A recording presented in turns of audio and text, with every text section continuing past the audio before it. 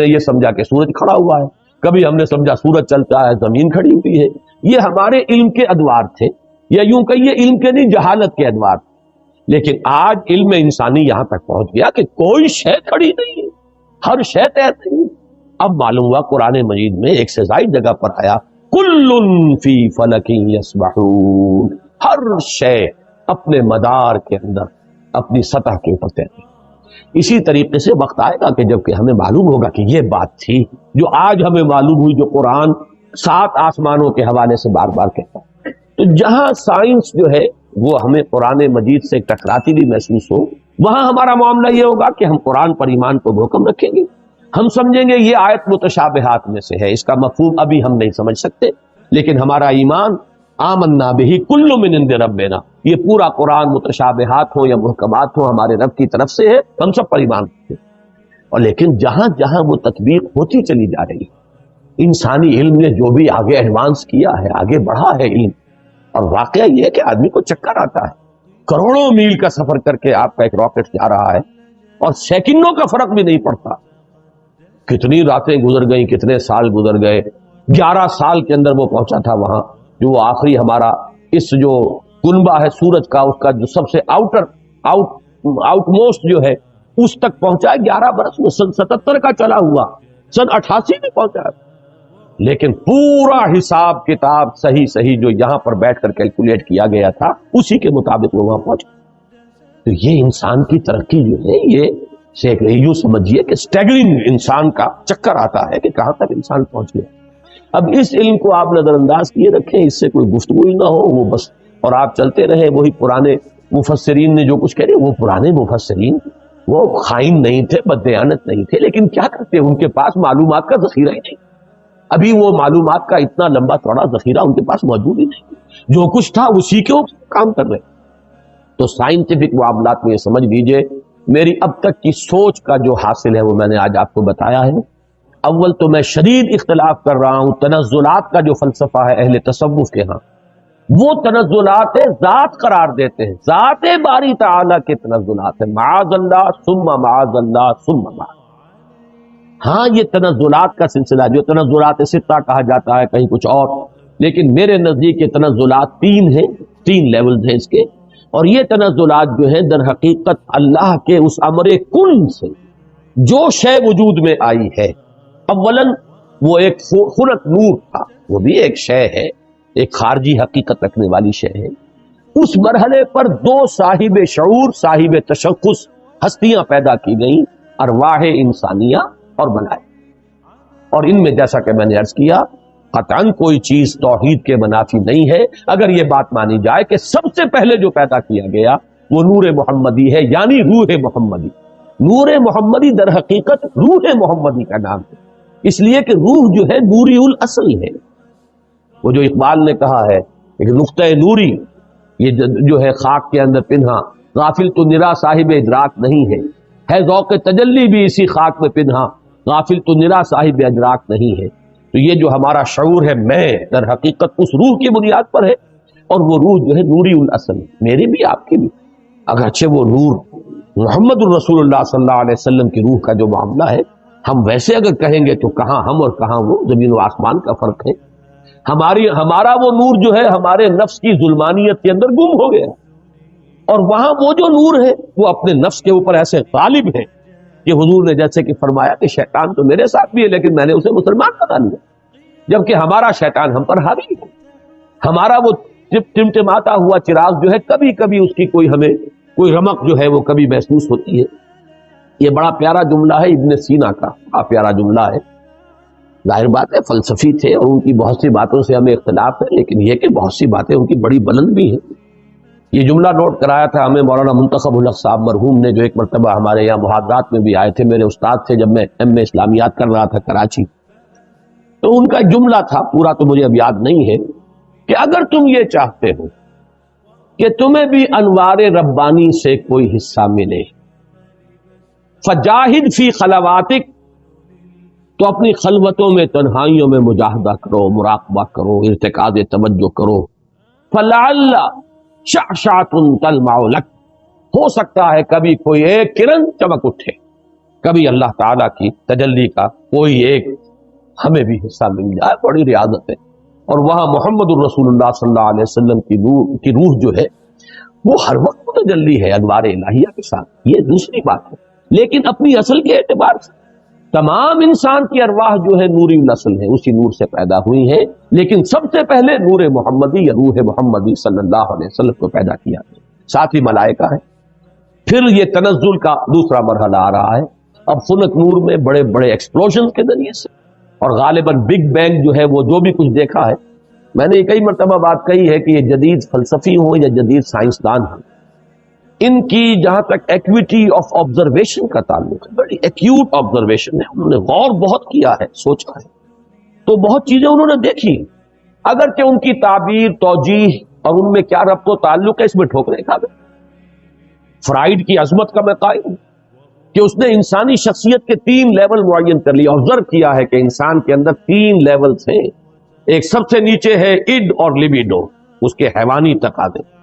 اس سے اوپر ہے اس کے سیلف، خودی، اس سے اوپر ایگو اسے کہتا ہے، اور اس کے اوپر ہے سپر ایگو۔ 3 لیول، میں سمجھتا ہوں یہی 3 لیول ہے جو ہمیں ہمارا دین بتاتا ہے، نفس،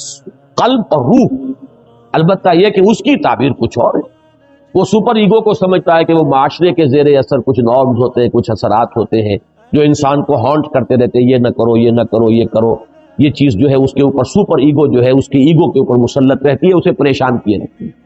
ہمارے نزدیک وہ روح ہے در حقیقت، جس کے اندر ایک جو ارج ہے وہ اللہ کی طرف توجہ کی ارج ہے، اللہ کا قرب حاصل کرنے کی ارج ہے، وہ انسان کو اوپر اٹھانا چاہتی ہے۔ یہ نفس امارہ جو ہے حیوانی وجود، یہ انسان کو نیچے کھینچ رہا ہے، پستی کی طرف لے جانا چاہتا ہے، پست خواہشات اور زمینی تمناؤں اور آرزوؤں کے اندر گرفتار رکھتا ہے۔ درمیان میں وہ قلب ہے، اگر اس قلب کے اوپر یہ اڈ یا لیبیڈو جو ہے یہ غالب آ جائے تو انسان نرا حیوان بن کر رہ گیا، اس کا انسان مر گیا۔ اگر روح غالب ہو گئی تو کیا کہنے ہیں، پھر یہ ہے وہ شے جو مطلوب ہے، روح غالب رہے تو گویا کہ اب روح مرکب ہے اور یہ نفس جو ہے یہ گھوڑے کے مانند ہے جس پر سواری کر رہا۔ یہ میں نے عظمت صوم میں بھی یہ سارے مضامین بیان کیے ہیں، حقیقت انسان میں بھی۔ بہرحال یہ ہے جنات کے بارے میں جو میرا تصور ہے، اور چونکہ ان میں روح نہیں ہے، میں جو بات عرض کر رہا تھا وہ رہ گئی تھی، پھر دوبارہ یاد آ گئی۔ میں نے جو 3 لیولز معین کیے، ان میں سے پہلا لیول جو ہے نور، ملائکہ، ارواح، یہ عالم امر ہے، اور 2 لیول نار والا، ناری کروں کا، اور یہ خاک اور زمین کا، اور زمینی حیوانات اور زمینی نباتات، اور انہی میں سے ایک انسان، یہ عالم خلق ہے۔ عالم امر میں ٹائم ایلیمنٹ ہے ہی نہیں، روح کو کوئی وقت درکار نہیں ہے، یہاں سے کروڑوں میل جانے کے لیے کوئی وقت درکار، نہ روح کو نہ فرشتے کو کوئی وقت درکار نہیں۔ یہ عالم امر ہے، اس کی شان یہ بیان ہوئی ہے، انما امرہ اذا اراد شیئا فانما یقول له کن فیکون، نو ٹائم ایلیمنٹ واٹس ایور۔ اور یہی عالم امر ہے جس میں کہ فرشتے اور روح انسانی کا ایسا ربط ہوتا ہے، فرشتہ وحی لاتا ہے تو روح ہے در حقیقت نبی کی اور رسول کی جو اسے ریسیو کرتی ہے۔ جیسے کہ آپ کو معلوم ہے کہ آپ کی فضا کے اندر اس وقت جو بھی ٹرانسمیشن ہو رہی ہے ریڈیو کی، ٹیلی ویژن کی، وہ تو فضا میں موجود ہے۔ آپ کے پاس بھی تو ایک آلہ ہونا چاہیے جو اسے کیچ کرے۔ آپ کے ریڈیو ہے، ریڈیو ویوالز لگے، وہ اسے کیچ کر رہے ہیں۔ ٹیلی ویژن ہے، اس میں وہ میکینزم ہے جو کیچ کر رہا ہے، فضا میں تو ہے۔ تو 2 چیزیں ملتی ہیں، تو ملائکہ کی طرف سے لائے جانے والے پیغامات، ان کو کیچ کرنے والا انسان میں جو حصہ ہے وہ روح ہے، وہ یہ انسان کے یہ جسمانی وجود نہیں ہے، یہ آنکھیں نہیں ہے، یہ کان نہیں ہے، بلکہ براہ راست قلب جو مسکن ہے روح کا، وہ ہے محبت وحی۔ فَإِنَّهُ نَزَّلَهُ عَلَىٰ قَلْبِكَ، اے نبی جبریل نے تو اس کو نازل کیا آپ کے قلب پر۔ یہ در حقیقت محبت وحی جو ہے وہ یہ کان نہیں، کان سے نہیں سنتے تھے حضور وحی کی آواز، وہ تو در حقیقت براہ راست بغیر آنکھوں یا کان یا حواس ظاہری کے، کوئی وساطت کے، براہ راست قلب کے اوپر نزول۔ اور یہی وہ شے ہے جو جنات میں نہیں ہے، لہذا جنات میں کوئی وحی نہیں، جنات میں کوئی نبوت و رسالت نہیں، جنات بھی انسانوں میں جو انبیاء اور رسول آتے رہے انہی کے تابع ہیں۔ اس معاملے میں جیسا کہ میں نے عرض کیا، الحمدللہ کہ ہمارا جو ہے سلف سے متفقہ عقیدہ ہے، لیکن یہ کہ اس دور میں مولانا اصلاحی صاحب نے اس باب میں بھی جیسے فقہ کے معاملے میں رجم کے سلسلے میں بہت بڑی ٹھوکر کھائی ہے، اسی طریقے سے اس معاملے میں بھی بہت بڑی ٹھوکر کھائی ہے۔ اللہ تعالیٰ انہیں اپنی رائے پر نظر ثانی کرنے کی اور اس سے رجوع کرنے کی توفیق عطا فرمائے۔ اب یہ ہے وہ فلسفہ جنات کا۔ اس میں ایک بات کہ جو ان دونوں مقامات کے سمجھنے کے لیے، اور اس سے پہلے بھی قرآن مجید میں بار بار یہ مضمون آیا ہے، اس کے حوالے سے اور جان لیجئے، وحی یا احکام و اوامر خداوندی کا نزول فرشتوں کے ذریعے ہوتا ہے۔ فرشتوں کا جبکہ وہ فرشتے وحی کو لے کر نازل ہوتے ہیں یا احکام خداوندی کو، یہ جو جنات ہیں ان میں سے کچھ اوپر جا کر تلقی کر لیتے ہیں، کچھ سان گن لے لیتے ہیں، فرشتوں کی آپس کی گفتگو سن لیتے ہیں، اس سے جو حقائق اور واقعات انہیں معلوم ہوتے ہیں وہ اس دنیا میں آ کر جو کاہن قسم کے لوگ یا عامل قسم کے لوگ، کاہن قسم کے لوگ، کہانت کا جو بازار دنیا میں چلتا رہا اور کاروبار ہوتا رہا، وہ اس اعتبار سے ہوتا تھا۔ اور آج دنیا میں جو اسپرچوئلزم کے نام سے ہو رہا کہ یورپ کے اندر ایک بڑا فلسفہ ہے، بڑا فن ہے، وہ آپ کے والد کی روح کو بلوا لیں گے اور وہ والد کی روح آ کے کہے گی بھائی میں تمہارا والد ہوں، وہ یاد کرائے گی کہ میں دیکھو اس اعتبار سے پہچانو، ہے اس واقعے کو، اس واقعے کو، ساری چیزیں وہ بیان کرے گا، اور لوگ سمجھتے ہیں کہ ہمارے والد کی یا والدہ کی یا دادا کی یا دادی کی روح سے نکلا۔ یہی شیاطین ہیں در حقیقت کہ جو دھوکہ دے رہے ہیں اور گمراہ کر رہے ہیں انسانوں کو، اور یورپ کی اسپرچوئلزم کا بھی در حقیقت پورا میکینزم انہی جنات کے حوالے سے۔ فرشتے کبھی اس کاروبار میں ملوث نہیں ہو سکتے، وہ بہت مقدس ان کی ہستی ہے اور وہ اس طرح کے معاملات سے منزہ ہیں، اعلیٰ اور عرفہ ہیں، لیکن جنات کے اندر یہ سارا دھندا موجود۔ یہ جو خبریں لینے کے لیے دور تک جاتے تھے اور سمائے دنیا تک ان کی رسائی ہے، یہ جو سب سے نیچے آسمان ہے اس تک، یہاں تک یہ پہنچ سکتے ہیں۔ اب اس کی حقیقت ابھی ہم پر منتشر نہیں، میں بھی نہیں جانتا کہ اس سے مراد کیا ہے سمائے دنیا۔ آیا ہم نظام شمسی جہاں ختم ہوتا ہے اسے سمائے دنیا کہیں؟ ہو سکتا ہے ایک توجیہ ہے کہ ایک دنیا کا یہ جو سولر سسٹم ہے اس کا ایک حد آ جائے کہ سولر سسٹم کی شاید وہ سمائے دنیا ہو۔ پھر یہ بے شمار سولر سسٹم جس ایک وہ جو سٹار میں نے کہا ایک ستارے کے گرد جو چکر لگا رہے، ہو سکتا ہے کہ اس کی جو وسعت ہے وہ دوسرا سما ہو، گیلیکسی جو ہے وہ تیسرا سما ہو، اس سے اوپر جو ہے کوئی اور وسعت، واللہ اعلم، اس میں کوئی توجیہ میں اس وقت نہیں کر سکتا، صرف ایک امکان پیش نظر ہے کہ شاید یہ سولر سسٹم کی جو حدیں ہیں وہ ممکن ہے کہ وہ سمائے دنیا ہو اور وہاں تک ان جنات کی رسائی ہو جائے، اور وہاں سے یہ خبریں لاتے ہیں، اس میں جھوٹی سچی اپنی طرف سے ملاتے ہیں، کچھ نہ کچھ پیش گوئیاں جو ہے وہ صحیح ہو جاتی ہے، کاہن نے کہا یہ ہوگا اور وہ ہو جاتا ہے، اس سے ان کا دھندا چلتا ہے، کاروبار چلتا ہے، اسی سے وہ لوگوں کو گمراہ کرتے ہیں۔ لیکن یہ بات اہم ہے قرآن کو سمجھنے کے لیے، اس کا بہت اہم تھیم ہے، جب بھی کبھی اللہ کسی نبی یا رسول کو مبعوث فرماتا تھا، کہہ رہا ہوں ہے نہیں، اس لیے کہ سلسلہ بند ہو چکا، میں ہمیشہ اب محتاط ہوتا ہوں کہ اس میں ہے کا لفظ ہی استعمال نہ کیا جائے، اس لیے کہ وہ دروازہ بند ہو چکا۔ جب بھی اللہ کسی نبی یا رسول کو مبعوث فرماتا تھا اور فرشتے وہی لے کر نازل ہوتے تھے، اس زمانے میں آسمانوں پر زبردست پہرے بٹھا دیے جاتے تھے سمائے دنیا کہ کوئی جنات اس کی سان گن نہ لے جائیں۔ اب آپ اس کا اندازہ کیجئے، اگر کہیں وہ لے اڑے وہاں سے اور آ کر اپنے کسی کاہن کو بتا دیں کہ اب محمد پر یہ وحی آنے والی صلی اللہ علیہ وسلم، تو نتیجہ کیا نکلے گا؟ وہ پہلے سے بتائے گا کہ دیکھنا کل یہ بیان کریں گے محمد کی یہ وحی مجھ پر نازل ہوئی ہے، تو سارا کا سارا معاملہ چوپٹ ہو جائے گا۔ پھر یہ کہ حضور صلی اللہ علیہ وسلم یا اس نبی یا رسول کی جو حیثیت ہے وہ ختم ہو جاتی ہے۔ لہذا نزول وحی کے دور میں بہت سخت پہرے بٹھائے جاتے تھے کہ یہ جنات جو ہے کہیں سے سان گن نہ لے لیں، بلکہ یہ کہ شہاب ثاقب مارے جاتے تھے ان پر اگر یہ قریب آتے تھے۔ یہ ہے جو قرآن مجید میں بہت جگہوں پر یہ فنومینن جو ہے اس کا ذکر ہے، اور اس سورہ مبارکہ میں بھی اس کا ذکر جو ہے بڑی تفصیل کے ساتھ آئے۔ اس وقت جو ہے پہرے بٹھا دیے جاتے تھے، اور یہاں تک اس سورہ مبارکہ کے آخر میں تو آیا ہے کہ اللہ تعالیٰ جب بھی کسی رسول کو بھیجتا ہے تو اللہ تعالیٰ اس کے لیے پہرے بھیجتا ہے۔ یہ آخری آیت میں آپ کو سنا رہا ہوں، اس کی آخری آیات کے قریب ہے، الا من ارتضی من رسول فانہ یسلک من بین یدیہ ومن خلفہ رصدا۔ جب بھی کبھی وہ نبوت کا پیغام یا رسالت کا پیغام جو وحی اللہ تعالیٰ بھیجتا ہے تو اس کے آگے اس کے پیچھے پہرا لگاتا ہے، پہرے دار بھیجتا ہے کہ اس کے اندر سے کوئی لے نہ اڑے یا اس میں کوئی اور چیز شامل نہ کروا دے۔ شیاطین جو ہیں اور اس سے جو ہے اس وحی کی جو سینکٹیٹی ہے وہ مجروح ہے. تو یہ بھی ذکر جو ہے اس سورہ مبارکہ میں موجود ہے. اب جیسا کہ میں نے عرض کیا تھا یہ باتیں تو ہوئی تمہیدی اور کافی طوالت ان کی آج ہو گئی ہے، لیکن یہ کہ اب ہم اس کا ترجمہ بھی کر لیتے ہیں. لیکن ترجمے سے پہلے میں عرض کر دوں، روایات میں دو واقعات ہمیں ملتے ہیں کہ جن میں ذکر ہے کہ حضور صلی اللہ علیہ وسلم کے علم کے بغیر کچھ جن آپ کو قرآن پڑھتے ہوئے سن گئے، قرآن سنا آپ کی زبان سے. ایک تو روایت وہ ہے جو حضرت عبداللہ ابن عباس سے ہے رضی اللہ تعالی عنہما. یہ روایت بخاری میں بھی ہے، مسلم میں بھی ہے، ترمذی میں بھی ہے. ظاہر بات ہے بخاری مسلم میں ہے تو کسی اور کا ذکر کرنے کی ضرورت نہیں. حضرت ابن عباس رضی اللہ تعالی عنہ سے یہ منقول ہے.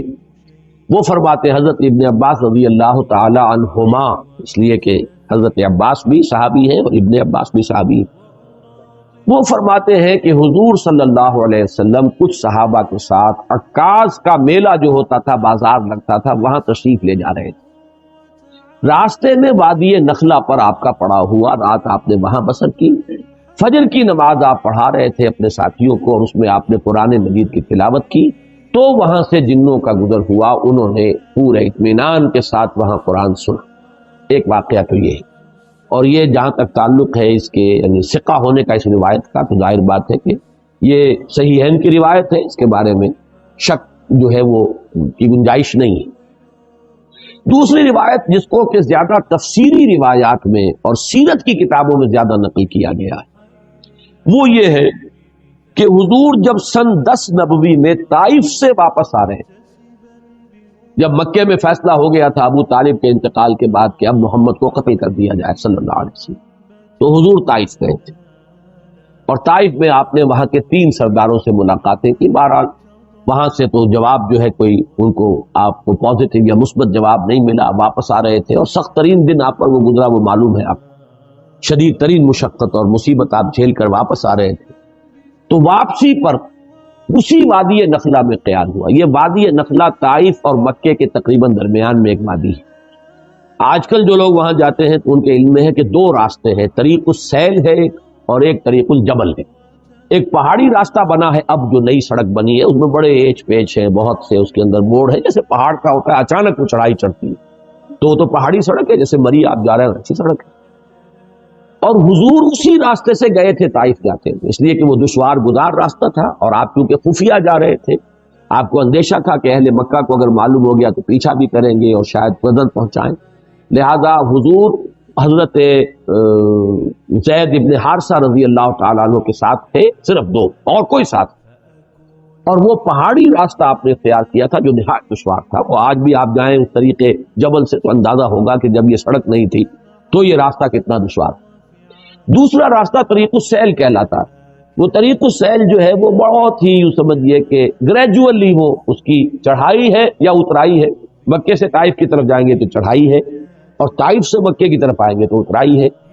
اور یہ وہ راستہ ہے جہاں پتہ ہی نہیں چلتا کہ آپ نے کوئی چڑھائی چڑھی ہے، اس قدر وہ گریجول اس کی جو ہے وہ چڑھائی یا اترائی ہے کہ پتہ ہی نہیں چلتا. اس راستے میں وہ نخلا کا مقام آتا ہے، وہ وادی نخلا جس میں حضور کا قیام ہوا ہے. یہ دونوں حدیثیں اس پر متفق ہیں کہ جو طائف سے واپسی پر بھی اگر یہ واقعہ ہوا کہ فجر کی نماز میں آپ نے قرآن پڑھا اور جنوں نے سنا تو بھی وہ نخلا کا مقام ہے. اور اگر وہ آپ اس سے پہلے کہیں خود تبلیغ کے لیے جا رہے تھے صحابہ کے ساتھ اور اس میں عکاظ کے میلے میں، اس لیے کہ اس کا تو ہمیں روایات سے ثبوت ملتا ہے کہ چونکہ ایک بڑا میلہ لگتا تھا وہاں پر، بازار جیسے ہاٹ ہوتے ہیں ایسٹ پاکستان میں اور مختلف پنجاب میں دیہات میں بھی بازار لگتے ہیں اور پٹھانوں کے علاقے میں بھی اس طرح کا وہاں ایک میلہ لگتا تھا، بازار بھی میلہ بھی. اس میں کچھ وہ بھی ہوتے تھے، شعر و شاعری کے مقابلے بھی ہوتے تھے، اس میں فنون کے مقابلے بھی، اس میں کشتیاں بھی، اس میں خرید و فروخت بھی، اس میں دلچسپی کا سامان بھی. تو حضور وہاں تبلیغ کے لیے گئے ہیں، اس موقع پر بھی جا رہے تھے تب بھی یہ واقعہ جو ہے یہ وادی نخلا میں ہوا ہے. اس میں اب 2 روایات ملتی ہیں. سوالات اب یہ پیدا ہوتے ہیں کہ آیا یہ جو سورہ جن میں واقعہ بیان ہوا، سورہ احقاف میں بیان ہوا، آیا یہ 2 واقعے ہیں یا ایک ہے؟ بعض حضرات کی رائے یہ کہ ایک ہی واقعہ ہے جو 2 جگہ بیان ہوا. بعض حضرات کی رائے کہ نہیں، یہ 2 واقعے بالکل علیحدہ ہیں. میری رائے جو ہے جتنا بھی میں نے غور کیا ہے سمجھا ہے اس دوسری رائے کے ساتھ ہے یہ دو علیحدہ علیحدہ واقعے۔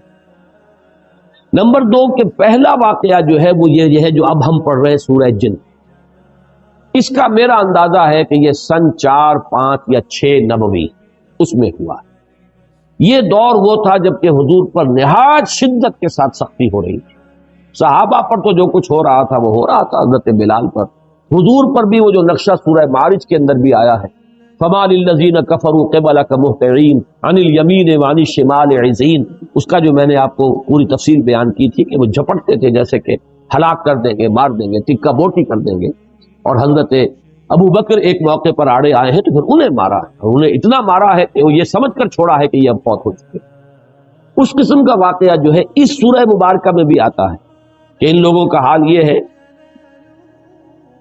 وَأَنَّهُ لَمَّا قَامَ عَبْدُ اللَّهِ يَدْعُوهُ كَادُوا يَكُونُونَ عَلَيْهِ لِبَدًا، حال یہ ہو گیا ہے کہ جب اللہ کا ایک بندہ کھڑا ہوتا ہے اللہ کو پکارنے کے لیے، اللہ سے مناجات کرنے کے لیے، نماز پڑھنے کے لیے، تو ایسا ہوتا ہے، محسوس ہوتا ہے کہ یہ پل پڑیں گے اس کے اوپر، جم غفیر ہجوم کر کے جو ہے اس کے اوپر حملہ کریں۔ تو یہ سورہ معارج کی آیات اور سورہ جن کی یہ آیت جو ہے یہ ایک دوسرے سے بہت مشابہ ہے، اور یہ صورتحال میں تفصیل سے سورہ معارج میں عرض کر چکا ہوں کہ یہ ہے سن 4 سے سن 6، 7 نبوی، ابھی ہجرت نہیں ہوئی ہے، یہ آغاز وحی سے جو سن شمار ہوتے ہیں، یہ اس دور کا واقعہ۔ جبکہ وہ واقعہ جو ہے دوسرا اس کا ذکر سورہ احقاف، وہ سن 10 نبوی کا واقعہ ہے، وہ تو اس کے بارے میں شک ہو ہی نہیں سکتا کہ وہ سفر طائف جو ہے وہ سن 10 نبوی میں۔ دوسرا آپ یہ دیکھیں گے کہ اس واقعے میں جو جن تھے وہ جن یا تو مشرک تھے یا عیسائی تھے۔ اس واقعے میں جو جن تھے وہ حضرت موسیٰ اور تورات کے ماننے والے، یہ دونوں جو ہے اب ترجمہ کریں گے تو یہ چیزیں واضح ہو جائیں گی۔ اب آئیے ترجمہ کیجئے تیزی کے ساتھ۔ قل اوحی الی، اے نبی کہہ دیجئے کہ میری جانب وحی کی گئی ہے، انہ استمع نفر من الجن، کہ سنا توجہ کے ساتھ جنوں کی ایک جماعت نے، فقالو تو انہوں نے کہا، اب یہ صرف تذکرہ اتنا کیا واقعے کا، اب ساری گفتگو ان کی نقل ہوئی۔ انہوں نے قرآن سنا، اب جا کر اپنے قوم کے لوگوں سے جو کہا، اب وہ تقریر ساری ان کی۔ یہ بھی ہو سکتا ہے کہ یہ ایک ہی مسلسل تقریر ہو، یہ بھی ہو سکتا ہے کہ مختلف مواقع پر انہوں نے جو باتیں کہی ہوں ان میں سے جو چیدہ نمائندہ جملے ہیں ان کو یہاں پر جمع کر دیا گیا۔ بلکہ یہ دوسری بات مجھے اسلوب سے زیادہ مقاربت رکھنے والی اور اس سے زیادہ قریب معلوم ہوتی ہے۔ فقالوا انا سمعنا قرانا عجبا، تو انہوں نے کہا کہ ہم نے سنا ایک قرآن بہت عجیب، اور عجیب سے مراد ہے بہت دل کو لبھانے والا، بہت عمدہ، بہت پسندیدہ۔ یہدی الی الرشد، وہ رہنمائی کرتا ہے اس شے کی طرف کہ جو کامیابی اور فوز اور فلاح کی طرف لے جانے والی۔ فآمنا بہ، تو ہم تو اس پر ایمان لے آئے، ہم نے اس کی تصدیق کی۔ ولن نشرک بربنا احدا، اور ہم ہرگز اب شریک نہیں کریں گے اپنے رب کے ساتھ کسی بھی شے کو، کسی بھی ہستی کو۔ معلوم ہوا کہ یہ مشرک تھے پہلے، اور مشرک دو ہی طرح کے تھے، یا مشرک وہ یا مشرکین وہ عیسائی تھے جنہوں نے حضرت مسیح کو خدا کا بیٹا، یہ بھی آگے آ جائے گا۔ اس کی شرح کر رہے ہیں کہ اب ہم شرک نہیں کریں گے، ہم تائب ہو گئے ہیں۔ وَأَنَّهُ تَعَالَى جَدُّ رَبِّنَا، اور ہمیں تو یہ بات معلوم ہوئی، ہم پر یہ حقیقت منکشف ہو گئی کہ ہمارے رب کی شان تو بہت بلند ہے، بہت اعلیٰ ہے، بہت اعلیٰ ہے۔ مَتَّخَذَ صَاحِبَةً وَلَا وَلَدًا، اس نے نہ کسی کو اپنی جورو بنایا نہ کسی کو بیٹا بنایا۔ وَأَنَّهُ كَانَ يَقُولُ سَفِيهُنَا عَلَى اللَّهِ شَطَطًا، اور ہمارا بے وقوف یا ہمارے بے وقوف جو کچھ اللہ کی طرف منسوب کر رہے تھے وہ تو بڑی غلط بات، بڑی گستاخی کی بات، بڑی ہی گمراہ کن باتیں تھیں جو وہ کہہ رہے تھے۔ وَأَنَّا ظَنَنَّا، اور ہم یہ سمجھتے رہے، اس گمان میں رہے، اس حسن ظن میں مبتلا رہے، لن تقول الانس والجن علی اللہ کذبا، کہ جن اور انسان اللہ کی طرف تو کوئی غلط جھوٹ منسوب نہیں کریں گے، ایسی کون ایسا شامت کا مارا ہوگا جو اللہ تعالیٰ کی طرف غلط بات منسوب کرے۔ لیکن ہمیں معلوم ہوا کہ ہمارے یہ لوگ، ہمارے یہ لیڈر کہہ لیں جو بھی کہیں، ہمیں بہت غلط پٹیاں پڑھاتے رہے۔ ہم اس گمان میں رہے انا ظننا لن تقول الانس والجن علی اللہ کذبا، اللہ کی طرف غلط بات جانی، وانه کان رجال من الانس یعوذون برجال من الجن، اور یہ کہ انسانوں کے بہت سے مرد پناہ طلب کیا کرتے تھے جنوں میں سے بہت سے مردوں کی، جنوں میں سے بہت سے افراد کی، تو اس سے ان کی سرکشی میں اور اضافہ ہو گیا۔ یہ میں بعد میں تفصیل سے کروں گا، بلکہ یہاں تھوڑی سی وضاحت ہو ہی جائے کیونکہ جنات کے بارے میں بیان کر چکا ہوں۔ عرب میں ایک رواج یہ تھا کہ وہ یہ سمجھتے تھے کہ ہر وادی کا ایک جن ہوتا ہے جو اس کا مالک ہوتا ہے، رب ہوتا ہے، رب کے اصل معنی مالک کے، لہذا جب بھی کبھی ان کا قافلہ کہیں رات کو قیام کرتا تھا کسی وادی میں تو پکار کر کہتے تھے کہ ہم اس وادی کے رب یا اس وادی کے جن کی پناہ میں آتے ہیں، ہم اس کی پناہ طلب ہیں۔ یہ ان کا عقیدہ تھا کہ پھر کوئی شے گردن نہیں پہنچاتی، اور اس اعتبار سے کہا جا رہا ہے کہ یہ انسان جو ہے اشرف المخلوقات ہو کر، مسجود ملائک ہو کر، یہ جنوں کی پناہ طلب کیا کرتے تھے، اس سے ان کی سرکشی میں اور گمراہی میں اور اضافہ ہو گیا۔ وَأَنَّهُمْ ظَنُّوا كَمَا ظَنَنتُمْ، اور انہوں نے بھی یہی گمان کیا تھا جیسے کہ تم نے گمان کیا، أَن لَّن يَبْعَثَ اللَّهُ أَحَدًا، کہ اللہ کسی کو نہیں اٹھائے گا۔ اس کے دو معنی ہیں، وہ بعد میں تفصیل سے کر دوں گا، یعنی بعث بعد الموت، کوئی موت اور کوئی بعث بعد الموت نہیں ہے، موت کے بعد جی اٹھنا نہیں ہے، یا نہیں بھیجے گا، نہیں اٹھائے گا اللہ کسی نبی یا رسول کو۔ أَن لَّن يَبْعَثَ اللَّهُ أَحَدًا وَأَنَّا لَمَسْنَا السَّمَاءَ فَوَجَدْنَاهَا مُلِئَتْ حَرَسًا شَدِيدًا وَشُهُبًا، اور ہم نے آسمان کو ٹٹولا تھا، یہ وہی جو خبریں لینے کے لیے جایا کرتے تھے، تو ہم نے آسمان کو ٹٹولا تھا، سانگل لینے کی کوشش کی تھی، تو ہم نے پایا تھا اسے کہ اسے بھر دیا گیا۔ مُلِئَت، ملیان کہتے ہیں کوئی شے جو بالکل بھری ہوئی، تو مُلِئَت حَرَسًا کہ پہروں سے، پہرے داروں سے بھر دی گئی ہے، شدیداً بڑا شدید پہرا لگا دیا گیا ہے، وَشُهُبًا، اور یہ جو شہاب ثاقب ہیں ان کا بڑا سٹاک جمع کر لیا گیا، میزائل کھڑے ہوئے وہاں پہ کہ اب اگر کوئی جائے گا تو پھر اس کا پیچھا جو ہے وہ میزائل کرے گا، وہ شہاب ثاقب۔ وَأَنَّا كُنَّا نَقْعُدُ مِنْهَا مَقَاعِدَ لِلسَّمْعِ، اور ہم تو بیٹھا کرتے تھے وہاں اپنے مورچوں میں سننے کے لیے، مقعد کہتے ہیں بیٹھنے کی جگہ۔ یہ سورہ آل عمران میں یہ لفظ آیا ہے، اِسْتُبَوِّئُ الْمُؤْمِنِينَ مَقَاعِدَ لِلْقِتَالِ، اے نبی وَإِذْ غَدَوْتَ مِنْ أَهْلِكَ، جب آپ اپنے گھر سے نکلے تھے صبح کے وقت، اہل ایمان کو مورچوں میں بٹھا رہے تھے، مورچہ بند کر رہے تھے، تو ان کی بھی کوئی جگہ ایسی تھی جہاں یہ تاک میں بیٹھتے تھے، اور وہ وہاں پر بیٹھ کر پھر وہ ملائکہ کی باتیں سنتے تھے، اور اس سے جو چیزیں ملتی تھی آ کر وہ ان اپنے جو ان کے کلائنٹس تھے یہاں انسانوں میں سے جو کاہن وغیرہ، ان کے وہ کانوں میں پھونکے مارتے تھے، اس سے ان کا دھندا چلتا تھا۔ تو ہم بیٹھا کرتے تھے اس آسمان میں اپنے مورچوں میں، اپنی جگہوں پر، کمین گاہوں میں، کمین گاہ کا لفظ زیادہ مناسب ہوگا مورچے سے، اپنی کمین گاہوں میں ہم بیٹھا کرتے تھے۔ فَمَن يَسْتَمِعِ الْآنَ يَجِدْ لَهُ شِهَابًا رَصَدًا، تو جو کوئی اب سننے کی کوشش کرے گا وہ اپنی گھات میں پائے گا ایک شہاب،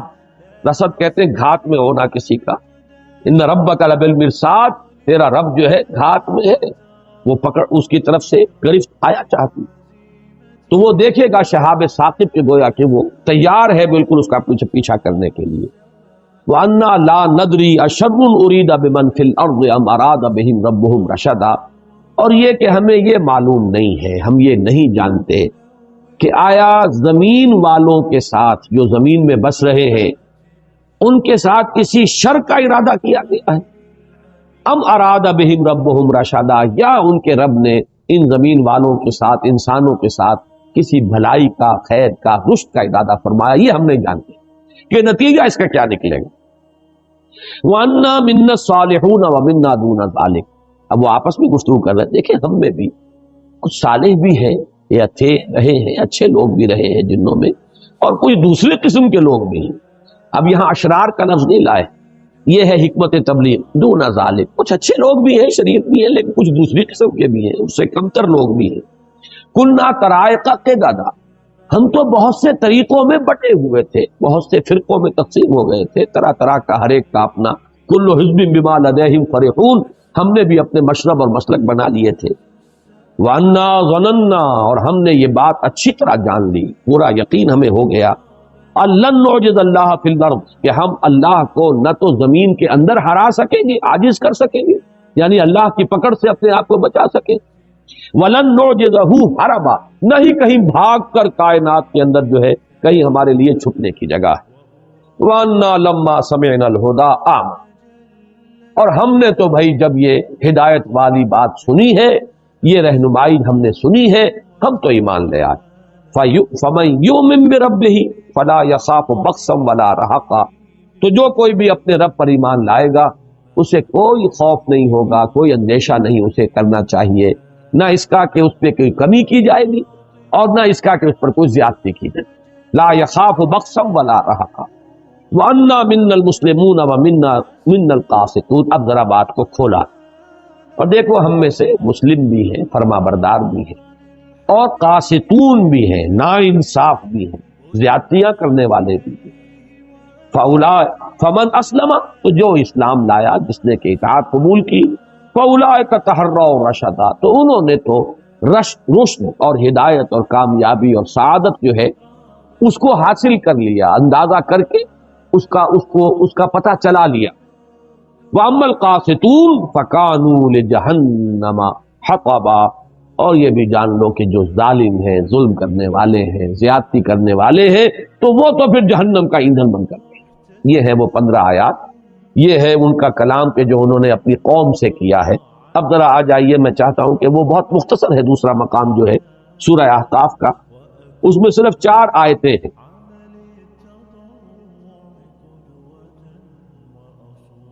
وَإِذْ صَرَفْنَا إِلَيْكَ نَفَرًا مِنَ الْجِنِّ، اور اے نبی یاد کیجئے جب کہ ہم نے آپ کی طرف رخ پھیر دیا جنوں کی ایک جماعت. یہاں بھی لفظ نفر آیا، اس کی وضاحت میں بعد میں کروں گا. جنوں کی ایک جماعت، ایک گروہ کو آپ کی طرف پھیر دیا، آپ کی طرف رخ کیا. یستمعون القرآن، وہ پوری توجہ کے ساتھ قرآن سنتے رہے. فلما حضروہ، تو جب وہ وہاں موجود تھے، سن رہے تھے، قالوا انصتوا، انہوں نے ایک دوسرے سے کہا خاموش، پوری توجہ سے سنو. اب دیکھیں یہ وہی 2 الفاظ ہیں جو قرآن میں آئے، اذا قرئ القرآن فاستمعوا له وانصتوا، جب قرآن پڑھا جا رہا ہو تو پوری توجہ کے ساتھ کان لگا کر اسے سنو اور خود خاموش ہو. وہی انہوں نے آپس میں کہا تو چپ ہو جاؤ، خاموش ہو جاؤ، توجہ سے سنو. بہت اعلیٰ کوئی کلام ہے جو اس وقت یہ صاحب جو ہیں یہ پڑھ رہے ہیں. فلما حضروہ قالوا انصتوا فلما قضی، جب وہ قرات پوری ہو گئی، ختم ہو گئی، فجر کی نماز تھی، حضور نے نماز ختم کر لی. ولوا الی قومہم، تو وہ اب چلے گئے پیٹھ موڑ کر اپنی قوم کی طرف. منذرین، انہیں بھی خبردار کرنے کے لیے. قالو، اور وہ خبردار کرنا کیا تھا؟ کہا انہوں نے یا قومنا، اے ہماری قوم، انا سمعنا کتابا انزل من بعد موسیٰ، ہم نے سنی ہے ایک کتاب جو نازل کی گئی ہے موسیٰ کے بعد، یعنی تورات کے بعد. مصدقا لما بین یدیہ، اور وہ تصدیق کرتے ہوئے آئی ہے اس کی کہ جو اس کے سامنے موجود ہے، یعنی تورات کی تصدیق کرتے ہوئے آئی ہے. تورات کی تکذیب نہیں کرتی، تصدیق کرتی ہے. یہدی الی الحق، اور وہ تو حق کی طرف رہنمائی کر رہی ہے، صحیح راستہ دکھانے والی ہے، ہدایت جو ہے دینے والی ہے. وَإِلَىٰ طَرِيقٍ مُسْتَقِيمٍ، سیدھے راہ کی طرف رہنمائی فرمانے والی ہے. یا قومنا اجیبوا داعی اللہ، اے ہماری قوم لبیک کہو اللہ کی طرف بلانے والے کی پکار پر. لبیک کہو، لب کو فوراً تصدیق کرو، فوراً ایمان لاؤ. یغفر لکم من ذنوبکم، اللہ تعالیٰ بخش دے گا تمہارے گناہوں میں سے. یہ بات سورہ نوح میں آ چکی ہے، من ذنوبکم، یعنی جو ایمان لانے سے پہلے کے گناہ ہیں وہ سب معاف ہوتا ہے. اس کے بعد کا معاملہ جو ہے وہ ایک نیا حساب کتاب وہ شروع ہوگا. وَيُجِرْكُم مِّنْ عَذَابٍ أَلِيمٍ، اور تمہیں چھٹکارا دے دے گا دردناک عذاب سے اگر تم ایمان لاؤ گے اس کتاب پر اور اس داعی اللہ کی دعوت جو ہے اس کی پکار پر لبیک کہو گے. وَمَن لَا يُجِبْ دَاعِيَ اللَّهِ، اور جو کوئی اللہ کی طرف پکارنے والے کی پکار پر لبیک نہیں کہتا، فَلَيْسَ بِمُعْجِزٍ فِي الْأَرْضِ، تو وہ پھر اللہ کو عاجز کرنے والا نہیں ہے زمین میں. وَلَيْسَ لَهُ مِن دُونِهِ أَوْلِيَاء، اور نہیں ہے اس کے لیے اللہ کے سوا کوئی مددگار اور پشت پناہ. اولئک فی ضلال مبین، یقیناً وہ تو کھلی گمراہی کے. یہ 4 آیات ہیں سورہ احقاف کی، اور یہ 15 آیات ہیں سورہ جن کی. پھر ذہن میں تازہ کر لیجئے پہلا سوال یہ ہے، آیا یہ دونوں ایک ہی واقعے کی دو تفصیلیں ہیں یا یہ دو علیحدہ واقعے؟ میری رائے یہ ہے کہ یہ دو علیحدہ واقعے۔ پہلا واقعہ زمانی اعتبار سے جو سن 4 سے سن 7 تک اس عرصے میں کہیں ہوا ہے، جبکہ فزیکل پرسیکیوشن اپنے پورے عروج کو پہنچ چکی تھی، اس وقت یہ واقعہ ہوا ہے۔ اور یہ واقعہ جیسے کہ روایت میں آیا ہے جو صحیح بخاری صحیح مسلم وغیرہ میں موجود ہے، حضرت عبداللہ ابن عباس رضی اللہ تعالیٰ عنہما سے، یہ حضور جب تشریف لے جا رہے تھے صحابہ کی ایک جماعت کے ساتھ عکاظ کے میلے کی طرف، تو رات کا پڑاؤ جو ہے وادی نخلا میں ہوا اور وہاں آپ نے فجر کی نماز میں پڑھا، یہ واقعہ ہو۔ اس میں جو جن ہیں صاف اندازہ ہو جاتا ہے کہ انہیں کوئی خاص اندازہ نہیں تھا، صرف انہیں یہ پتا چلا تھا کہ آسمانوں پر پہرا لگ گیا ہے، کوئی خاص بات ضرور ہے، کہیں شاید کسی نبوت کا ظہور ہوا ہو، کوئی خاص معاملہ ضرور ہے، ورنہ یہ پہرے نہیں ہوتے تھے، ہم تو یہاں بیٹھا کرتے تھے، سانبل لیتے تھے، کاہنوں کو جا کے کانوں کے اندر پھونکے مارتے تھے، ہمارا دھندا چل رہا تھا، یہ پہرے جو لگ گئے کوئی خاص واقعہ۔ اب وہ تلاش کے اندر نکلے ہوئے ہیں کہ اچانک ان کا گزر وہاں سے ہو گیا، ان پر پورا عقدہ کھل گیا اور انہوں نے پہچان لیا کہ یہ اللہ کے نبی ہیں، اور یا تو وہ عیسائی تھے، حضرت عیسیٰ کے ماننے والے، اور وہ عیسائی کے جو تثلیث کے قائل ہیں، جنہوں نے اس وقت کی جو تثلیث تھی، یہ بھی جان لیجئے اس میں دو تثلیثیں ہیں دنیا میں، ایک تثلیث ہے اللہ اور حضرت مریم اور حضرت عیسیٰ، یہ تثلیث تھی ابتدائی تثلیث، اور ایک تثلیث ہے خدا اور روح القدس اور بیٹا یعنی حضرت مسیح، یہ دو تثلیثیں ہیں ان کے ہاں۔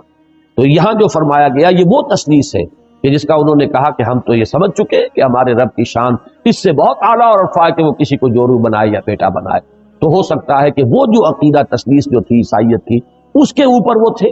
یا پھر وہ مشرکین تھے، اس لیے کہ مشرکین نے بھی جو مشرکین عرب تھے انہی کے دین پر تھے وہ، اس لیے کہ وہ فرشتوں کو خدا کی بیٹیاں کہتے تھے، اور انہوں نے جو بات سمجھی ہے پوری طرح تفصیل سے بیان کی ہے۔ جبکہ یہ جو دوسرا واقعہ ہے یہ سن 10 نبوی کا ہے، جبکہ حضور طائف سے واپس تشریف لے جا رہے تھے، طریق السیل سے جا رہے تھے، وادی نخلا میں آپ نے قیام فرمایا، وہی فجر کا وقت ہے اور وہاں وہ آئے ہیں،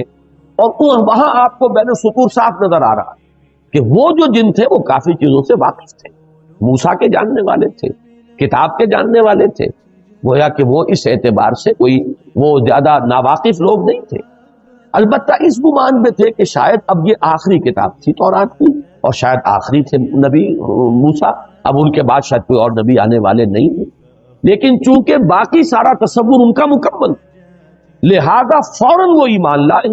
اور فوراً انہوں نے داعی کی حیثیت اختیار کر لی اور جا کر اپنی قوم کو جس قدر زوردار انداز کے اندر دعوت دی ہے، واقعہ یہ کہ انسانوں میں تو اس کی مثال اگر ملے گی تو ابو بکر صدیق کے سوا شاید کسی کی مثال نہ ملے،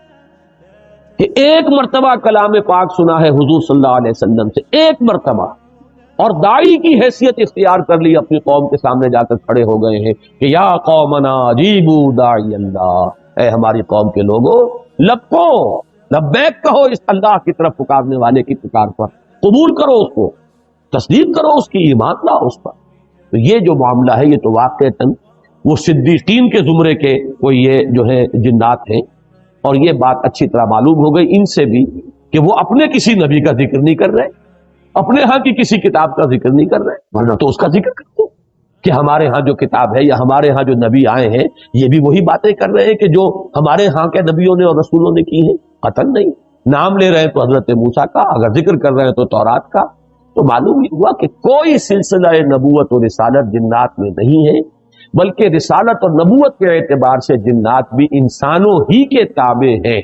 جو بھی رسول بھیجے گئے انسانوں میں اور نبی مبعوث کیے گئے ان کے مخاطب ہیں انس بھی اور جن بھی،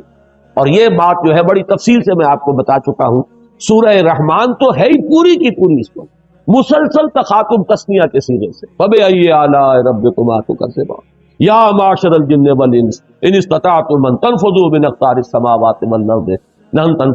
فانفذوا لا تنفذون الا بالکل تسنیہ کے صیغے سے،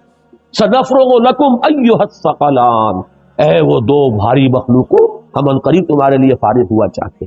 تو سورہ رحمان کو پڑھ کر بھی اگر وہ بات واضح نہیں ہوئی تو معلوم ہوتا ہے کہ ذہن کے اوپر کسی غلط فکر کا، غلط سوچ کا، غلط نظریے کا کوئی بہت ہی دبیز اور کوئی بہت ہی بھاری حجاب جو ہے وہ پڑ گیا ہے، ورنہ وہ حقیقت بالکل علم نشرہ ہوتی اور سب سے بڑی بات یہ کہ امت کا اجماعی عقیدہ ہے، پوری امت کا 1400 برس کا،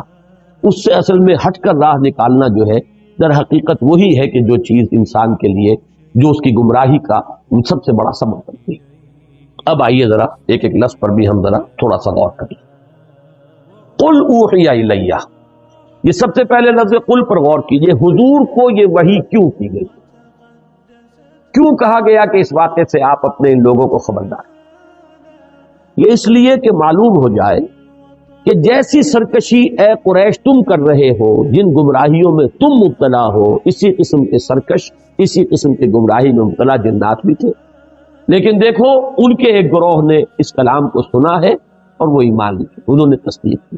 تم اپنی بدبختی پر غور کرو ذرا کہ تم کہاں کھڑے ہو، تم سوچنے کے لیے تیار۔ میں جب آج سوچ رہا تھا اس پر، مجھے سورہ انعام کی آیت نمبر 89 کی طرف میرا ذہن منتقل ہوا، فَإِن يَكْفُرْ بِهَا هَؤُلَاءِ فَقَدْ وَكَّلْنَا بِهَا قَوْمًا لَيْسُوا بِهَا بِكَافِرِينَ، اگر یہ لوگ ناقدری کر رہے ہیں اس قرآن کی، اس وحی کی، یہ حکمت جو انہیں سنائی جا رہی ہے قرآن کے ذریعے سے، اگر یہ قریش جو ہیں ان کی ناقدری کر رہے ہیں تو اے نبی آپ پریشان نہ ہو، ہم نے اور قوموں کو تیار کیا ہوا ہے اس کام کے لیے کہ وہ اس کی ناقدری نہیں کریں، وہ اس کی قدر دانی کریں گے، اس کو حرز جان بنائیں گے، آگے بڑھ کر چومیں گے اس کو اور اس کو قبول کریں گے، لہذا گھبرائیے نہیں۔ ان یکفر بها هؤلاء فقد وکلنا بها قوما لیسوا بها بکافرین، اپنے قومیں ایسی ہیں جو فوراً تصدیق کرے گی۔ اب ان میں اشارہ انصار مدینہ کی طرف بھی ہو سکتا ہے اور دوسری اقوام کی طرف بھی ہو سکتا ہے، پھر ان میں اشارہ ان کی طرف بھی ہے، تو یہ بھی ایک مثال ہے۔ قل کہہ دیجئے ان سے، اوحی الیہ، یہ اوحی الیہ سے اشارہ ہو رہا ہے اس بات کی طرف کہ یہ بات حضور کو خود معلوم نہیں ہے۔ یہ بات ذرا کھلے گی بعض حضرات کو، لیکن بات سمجھ لیجئے، جو قرآن سے ہمیں قرآن کو فالو کرنا ہے، اوحی وہی کی گئی۔ جب آپ نخلا میں قرآن پڑھ رہے تھے آپ کو معلوم نہیں ہے، اگر ہوتا تو آپ اسی وقت اپنے صحابہ کو بتا دیتے، پھر کسی وحی کی ضرورت نہیں تھی۔ اس لیے اللہ تعالیٰ اپنے بندے کو، چاہے رسول ہو، چاہے نبی ہو، چاہے ولی ہو، کوئی بھی ہو، جتنا علم دیتا ہے بس وہی علم اس کا ہے، جو علم نہیں دیتا وہ علم اس کو حاصل نہیں۔ کل کا کل عطائی علم ہے، ذاتی علم کسی کا نہیں ہے ذرہ پر، اور یہ وہ شے ہے جس کو بریلوی مکتب فکر کے بھی محققین مانتے ہیں۔ میں نے یہ حقیقت و اقسام شرک میں تفصیل سے بحث کی۔ ان کے جو صاحب علم ہیں، ایک تو ہے عام واعظ، نعت گوئی کرتے کرتے وہ کہیں مؤذن تھے اور نعت گو ہوئے، اس کے بعد وہ خطیب بھی ہو گئے اور وہ بلکہ خطیبوں کے سردار ہو گئے۔ وہ جو بے پرکی ہانکتے ہیں، جیسے شیعہ ذاکر ہانکتے ہیں، ہر سال نئے ڈرامے جو ہیں تصنیف ہوتے ہیں کربلا کے واقعات کے، اور نئے ڈائیلاگز جو ہیں سنائے جاتے ہیں، ان کی بات چھوڑ دیجیے۔ جو ان میں اہل تحقیق ہیں ان سے میں نے جب رابطہ قائم کیا، مثلا ایک ساہیوال جو اب کہلاتا ہے، منمومری تھا اس زمانے پہ، وہاں کے بہت بڑے عالم ہیں، بریلوی مکتب فکر کے زعماء میں سے ہیں، میں ان سے پاس گیا، میں نے کہا مسئلہ کیا علم غیب کا؟ تو صاحب کہا، کتابیں نکال کے دکھائی، دیکھیے ہم 3 باتیں مانتے ہیں حضور کے علم کے بارے میں۔ حضور کا علم حادث ہے، قدیم نہیں۔ حضور کا علم محدود ہے، لا محدود نہیں۔ حضور کا علم عطائی ہے، ذاتی نہیں۔ بات 3 باتیں مان لیجئے تو بات ختم ہو گئی۔ اب جھگڑا کرے گا، باقی رہ گیا یہ کس کا علم تھا کس کا نہیں تھا، یہ ہم کون فیصلہ کر دیں؟ کیا چیز معلوم تھی کیا نہیں معلوم تھی، ہم نہیں ناپ سکتے حضور کے علم کو۔ البتہ جہاں پہ ایسے اشارے مل جاتے ہیں اس سے بات سمجھ میں آتی ہے کہ یہ بات آپ کو از خود معلوم ہوئی ہوتی تو وحی کی ضرورت نہیں تھی، کہ آپ کے علم میں ہوتا کہ فرشتے موجود، یہ جنات آئے ہوئے ہیں اور یہ میری بات سن رہے ہیں، قرآن سن رہے ہیں، اور انہوں نے جا کر یہ باتیں صراحت کے ساتھ۔ وہاں پر بھی یہی ہے سورہ احقاف میں کہ اللہ تعالیٰ فرما رہے ہم نے بھیج دیا تھا، ہماری مشیت کے تحت آئے تھے، از خود نہیں آئے تھے۔ اس صرفنا الیک نفرا من الجن، ہم نے رخ پھیر دیا کچھ جنوں کی ایک جماعت کا کہ وہ آپ کی طرف آئی اور قرآن اس نے سنا۔ یہاں بھی فرمایا قل اوحی الی، کہہ دیجئے مجھ پر وحی کی گئی ہے، انہ استمع نفر من الجن، کہ جنوں کی ایک جماعت نے توجہ سے سنا۔ استماع کو نوٹ کر لیجئے، سمع یسمع کے معنی ہے مجرد سننا، اور استماع یستمع باب افتعال بنے گا، استماع اس کے معنی پورے توجہ سے کان لگا کر دھیان سے سننا۔ فاستمعوا له وانصتوا، نفر کی جو کے لفظ کا اطلاق ہوتا ہے عربی میں 3 سے 10 تک، اور روایات میں معلوم ہوتا ہے بعض میں کہ یہ 9 تھے، بعض میں 7 کا حصہ تھا، واللہ اعلم۔ فقالوا انا سمعنا قرانا عجبا، تو انہوں نے کہا کہ ہم نے سنا ایک قرآن، ایک پڑھی جانے والی شے، قرآن کے معنی پڑھی جانے والی شے، پر ہم نے سنی وہ عجبا۔ اب یہ عجب جو ہے یہ مصدر ہے، عجیب صفت مشبہ ہوتی ہے، عجیب، لیکن عجیب کے لفظ کو چھوڑا گیا عجبا، اور جب مصدر آتا ہے بطور صفت تو اس کے اندر بہت مبالغہ ہوتا، بہت عجیب۔ لیکن عجیب کی میں نے کئی مرتبہ وضاحت کی ہے کہ عجیب اردو میں ہم کہتے ہیں کسی شے کو جو ان یوزول ہو، غیر معمولی سی، عام حالت سے علیحدہ۔ عربی میں عجیب کے معنی ہے نہایت دل کو لبھانے والی، دل کو پسند آنے والی، جو آیا ہے قرآن مجید میں سورہ احزاب میں کہ حضور کو ایک موقع پر حکم دیا گیا کہ اب آپ مزید کوئی نکاح نہیں کرتے۔ وَلَوْ أَعْجَبَكَ حُسْنُهُنَّ، چاہے کسی خاتون کا حسن جو ہے آپ کو بہت ہی پسند آ جائے، دل کو لبھائے، لیکن اب نکاح کی آپ پر پابندی، آئندہ آپ کوئی اور نکاح نہیں کریں۔ تو یہ عجب جو ہے در حقیقت یہ لفظ جو ہے عجیب، تو یہ کسی عجیب و غریب شے کو نہیں کہتے بلکہ دل کو لبھانے والی، بہت پسند آنے والی۔ ہم نے سنا ہے قرآن جو بڑا ہی دل کو لبھانے والا تھا۔ یہدی الی الرشد، رشد یہاں پر آیا ہے سبیل الرشاد کے معنی میں، جیسا کہ سورہ مومن کی آیت نمبر 39 میں وہ راستہ، رشد جو ہے بڑا جامع لفظ ہے۔ آپ 4 الفاظ بار بار دیکھیں گے قرآن میں، فوز فائزون سے بنا، فلاح جس سے مفلحون بنا، سعید یعنی خوشبخت، اور یہ رشید جس سے بنا ہے رشد۔ رشد، فوز، فلاح، ویسے تو اب الفاظ جب بولتے ہیں تو اس کو ہم اس طریقے سے جمع کر لیتے ہیں، ان میں سے ہر ایک کا اپنا ایک مفہوم ہے۔ تو اس میں رشد کا لفظ جو ہے اس میں بہت سی چیزیں جمع ہو جاتی ہیں، خوبی، نیکی، بھلائی، علم، سچائی، یہ تمام چیزیں جمع ہوں گی تو رشد۔ یہدی الی الرشد یعنی یہدی الی سبیل الرشاد، فآمنا بہ، تو ہم اس پر ایمان لے آئے، ولن نشرک بربنا احدا، یہ لام نون کے ساتھ جو نفی آتی ہے عربی زبان میں انتہائی تاکیدی، عزم مصمم ہے، اب ہم اپنے رب کے ساتھ کسی کو شریک نہیں۔ اس میں اندازہ ہو رہا ہے کہ کس قدر انہیں پچھتاوا ہوا ہے کہ ہم کن حماقتوں میں مبتلا رہے، ہم کن گمراہیوں کے اندر جو ہے وہ ہم گرفتار رہے، کن وادیوں میں بھٹکتے رہے تھے، ہم پر تو حقیقت منکشف ہوئی۔ اللہ تعالیٰ یہی جذبہ ہمیں عطا فرمائے کہ ہم بھی کبھی اپنی سابقہ زندگی پر اس اعتبار سے پشیمان ہو، جتنی پشیمانی ہوگی اتنے ہی درجے میں عزم ہوگا اصلاح کا اور ارادہ بنے گا اپنے آپ کو بدلنے کا۔ تو یہ در حقیقت ان کی اس پشیمانی کا جو ہے ایک پیمانہ ہے، فلن نشرک بربنا احدا وانہ تعالی جد ربنا ما اتخذ صاحبۃ ولا ولدا، ہمارے رب کی شان تو بہت بلند ہے۔ یہ جد کا لفظ ہماری ثنا میں آتا ہے، سبحانک اللہم وبحمدک، تعالی جدوں کا، تیری شان بہت بلند ہے، انہ تعالی وہی لفظ ہے وہاں پر ثنا میں، ہمارے رب کی شان بہت بلند ہے، اس سے بہت اعلیٰ عرفہ منزہ ہے کہ وہ کسی کو جورو بنائے یا بیٹا بنائے۔ یہ بات سمجھ لیجئے، یہ چیز اللہ کے شایان شان نہیں۔ کیوں نہیں؟ اس لیے کہ یہ شرک کی بدترین صورت ہے۔ اقسام شرک میں اس کو تفصیل سے بیان کرتا ہوں، میرے کیسٹس بہت پھیلے بھی ہیں، عام جو ہے، اور بہت پسند کیے گئے الحمدللہ۔ اس لیے کہ بدترین شرک شرک فی الذات بنتا ہے، باقی شرک فی الصفات ہے، شرک فی الحقوق ہے، شرک فی العبادت ہے، یہ شرک فی الذات ہے، سب سے زیادہ مکروہ شرک، اللہ کا سب سے زیادہ غضب اس پر بھڑکتا، جیسے کہ سورہ کہف کی آیات، وَيُنذِرَ الَّذِينَ قَالُوا اتَّخَذَ اللَّهُ وَلَدًا مَا لَهُم بِهِ مِنْ عِلْمٍ وَلَا لِآبَائِهِمْ كَبُرَتْ كَلِمَةً تَخْرُجُ مِنْ أَفْوَاهِهِمْ إِنْ يَقُولُونَ إِلَّا كَذِبًا فَلَعَلَّكَ بَاخِعٌ نَفْسَكَ عَلَىٰ آثَارِهِمْ إِن لَّمْ يُؤْمِنُوا بِهَٰذَا الْحَدِيثِ أَسَفًا۔ اس سے بھی کہیں زیادہ پرجلال انداز ہے وہ سورہ مریم میں، وَقَالُوا اتَّخَذَ اللَّهُ وَلَدًا وَقَالُوا اتَّخَذَ الرَّحْمَٰنُ وَلَدًا لَقَدْ جِئْتُمْ شَيْئًا إِدًّا تَكَادُ السَّمَاوَاتُ يَتَفَطَّرْنَ مِنْ فَوْقِهِنَّ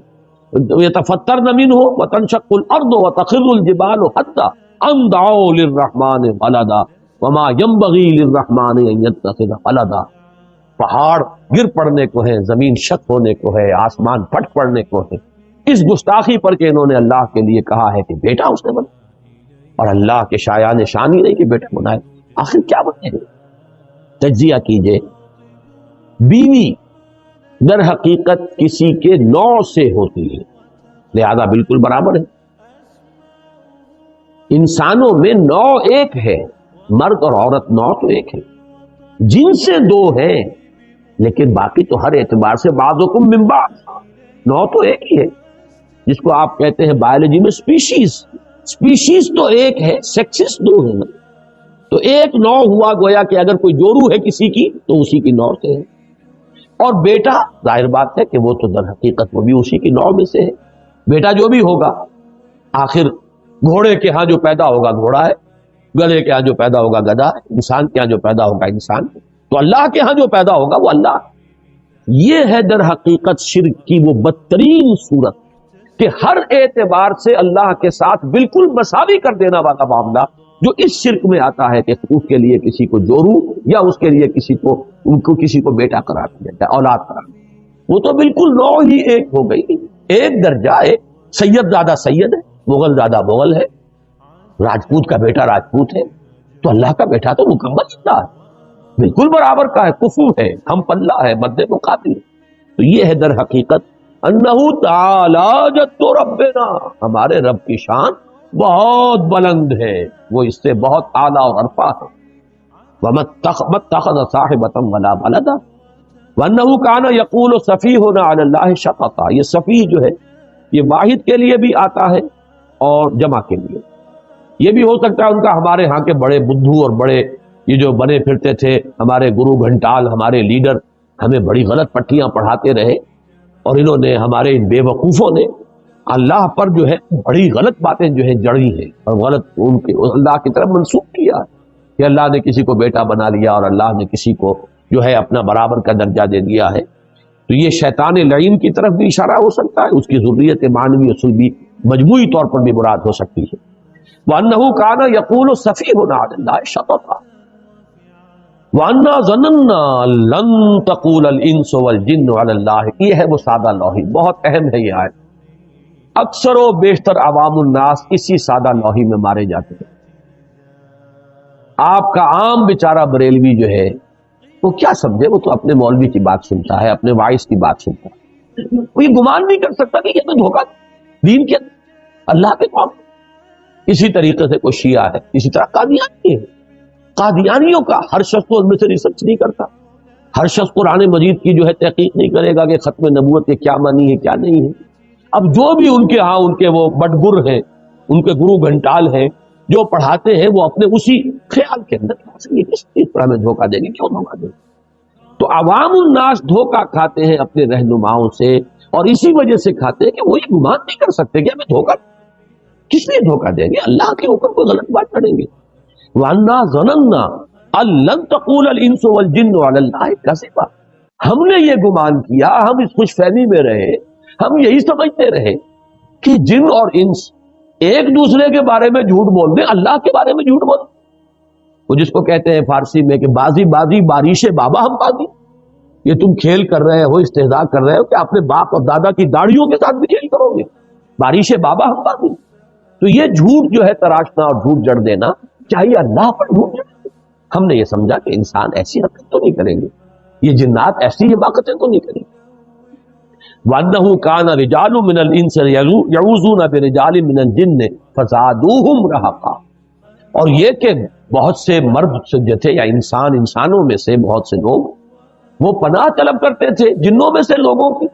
اس سے ان کی سرکشی میں اور اضافہ ہو گیا۔ اب یہاں امکان ہے کہ یہ زادوہم رہقا، زادو کے اندر ایک ضمیر ہے فاعلی، انہوں نے اضافہ کر دیا، ہم ضمیر مفعولی ہے ان کے لیے یا ان میں، لیکن یہ کہ اضافہ کرنے والا کون ہے، کن میں اضافہ ہوا ہے، اس میں دونوں رائے ہو سکتی، یعنی جنوں نے ان انسانوں کو اور گمراہ کیا، پھر اور غلط راستے پر ڈالا۔ اچھا تم اشرف المخلوقات ہو کر اور تم ہماری پناہ طلب کر رہے ہو تو ہم تمہیں ایسی ایسی وادیوں میں لے جا کے بھٹکائیں گے کہ تم جہنم کا ایندھن ہی بن کر رہو۔ اور ایک یہ بھی ہو سکتا ہے کہ انسانوں کے اس طرز عمل نے ان شیاطین جن کے اندر جو نشہ ہے اور چڑھا دیا، یہ ہماری پناہ طلب کر رہے ہیں تو گویا کہ ان میں سرکشی، اپنا غرور، تکبر، تمرد، شیطنت، سرکشی جو ہے وہ اور بڑھ گئی۔ تو یہ دو طرفہ ہے، زادوہم رہقا، یہ گویا کہ جس کو انگریزی میں کہتے ہیں وشس سرکل، کہ یہ ایک دوسرے کی گمراہی کے اندر اضافہ کر رہے ہیں، اور یہ دونوں کیا چونکہ اس میں یہ احتمال موجود ہے تو یہ بہت ہی ذو معنیین کہیے، اور دونوں معنی جو ہے اس کی اپنی جگہ پر صحیح ہے اور درست۔ وَأَنَّهُمْ ظَنُّوا كَمَا ظَنَنْتُمْ أَن لَّن يَبْعَثَ اللَّهُ أَحَدًا، اور یہ کہ انہوں نے بھی یہی گمان کیا تھا، انسانوں نے بھی، جیسے کہ تم لوگ گمان کیے بیٹھے ہو کہ اللہ کسی کو نہیں اٹھائے گا، ہرگز نہیں اٹھائے گا کسی کو۔ ہمارے جدید مفسرین میں سے اکثر نے مراد لیا ہے کہ یہ بعث بعد الموت کا تذکرہ ہے، کہ جیسے تم سمجھتے ہو کہ بس مرنے کے بعد کوئی زندگی نہیں، کوئی اٹھایا نہیں جانا ہے، کوئی حساب کتاب نہیں ہے، ویسے ہی انسان بھی اس حماقت میں مبتلا ہے۔ لیکن یہ کتاب نازل ہوئی ہے، اللہ نے اپنے ایک بندے کے اوپر ہدایت اتار دی ہے، اور اب یہ حقیقت منکشف ہو گئی ہے کہ ہمیں تو اٹھایا جائے گا، حساب کتاب ہوگا، جواب طلبی ہوگی، جزا و سزا ہوگی۔ دوسری رائے یہ ہے کہ لن یبعث اللہ احد سے مراد ہے بعثت رسول، کہ وہ بھی اس گمان میں تھے جیسے کہ تم اس گمان میں ہو کہ اب کوئی اور رسول آنے والا نہیں۔ میرے نزدیک یہ دوسرا مضمون ہے یہاں پر، اور یہ اللہ کا شکر ہے کہ مولانا شبیر احمد عثمانی رحمۃ اللہ علیہ نے اس کو زیادہ اہمیت دی۔ تو میں اپنی رائے کے ساتھ جہاں بھی کہیں اسی ایسی شخصیت کی رائے جو ہے اس کو پا لیتا ہوں تو پھر اطمینان ہو جاتا ہے کہ متفق گردید رائے بو علی با رائے من، تو ایک اطمینان اور اعتماد ہوتا ہے۔ میرے نزدیک یہاں پر مراد بعث بعد الموت نہیں ہے، بلکہ رسولوں کا اٹھایا۔ اس کی وجہ کیا ہے تو سمجھ لیجیے اچھی طرح۔ در حقیقت تار نبوت و رسالت، تار کا لفظ استعمال، یہ تو ایک ایسی ہے ثم ارسلنا رسلنا تترا، یہ تترا کا لفظ جس سے لفظ متواتر بنا، پھر ہم نے پے بپے اپنے رسول بھیجے، تو رسولوں کا تار ٹوٹا ہی نہیں۔ البتہ حضرت مسیح اور حضور کے مابین 600 برس کا فصل، اس کو فترت اولا کہتے ہیں۔ یہ پہلی مرتبہ یہ اتنا بڑا وقفہ آیا ہے نبوت اور رسالت کے سلسلے میں، حضرت مسیح علیہ السلام اور حضور کے مابین کے وقفے کو۔ اسی لیے قرآن مجید کی ایک آیت میں، یہ سورہ مائدہ کی آیت ہے 19ویں، وہاں پہ الفاظ ہیں یا اہل الکتاب قد جاءکم رسولنا یبین لکم علی فترۃ من الرسل ان تقولوا ما جاءنا بشیر ولا نذیر فقد جاءکم بشیر ونذیر واللہ علی کل شیء قدیر۔ تو یہ فترت وحی کا دور تھا، 600 برس بیت گئے تھے،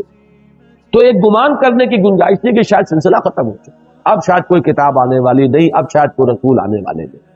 اور جن لوگوں نے حضرت مسیح تک بھی جن کی رسائی نہ ہوئی اور صرف حضرت موسیٰ ہی کو جانتے ہوں، وہ تو سمجھیے کہ بہت طویل عرصہ بیت چکا۔